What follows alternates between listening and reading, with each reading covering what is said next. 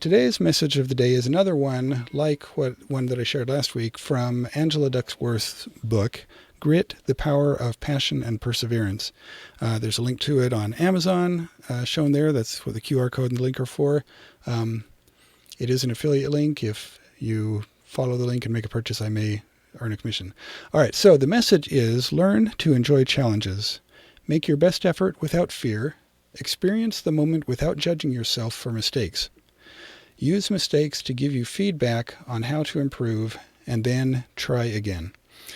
All right, so often we're afraid to try things that we aren't already good at. We fear failure as if failing meant that we weren't good enough. Maybe we're afraid of our own thoughts about our failures, or maybe we don't want to be seen failing by others.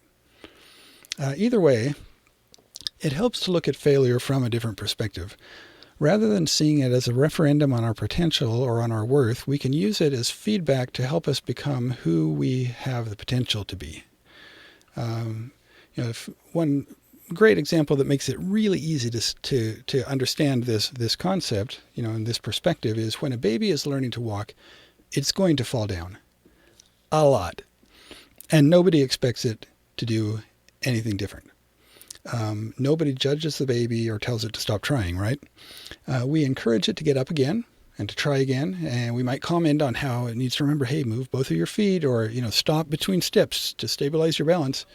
Everything in our response to a baby's failure to walk is positive.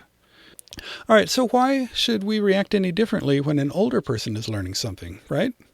There's no reason to expect a person of any age to just automatically have any particular skill or to fully master it within the first 2 or 3 or 100 or 1,000 attempts, right? Depending on how difficult a thing it is. If I were going to let this fear of failure stop me, you wouldn't be watching this stream today. I certainly have done some streams that fell pretty flat. With jamming with Jazzbot, for example, every single time it's a risk. You never know if Jazzbot's going to come up with something that's just so terrible that it's just going to sound awful, or maybe it comes up with something that's great, but the chord changes are too fast and I can't keep up with it.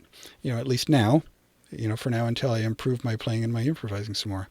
So sometimes I come out sounding pretty bad, but I love doing it. I love doing the stream. So even if it falls flat sometimes, I'm not going to let that stop me.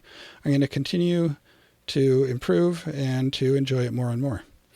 Often, half of the fun comes from taking on a challenge that at first is way too hard for us, but then sticking with it until you've mastered it. If you allow the fear of failure to stop you from trying, how will you ever achieve the distant goals that make life meaningful and exciting? Choose some meaningful stretch goals, stick with them, and make your short-term failures serve you by turning them into your teachers as you learn and improve.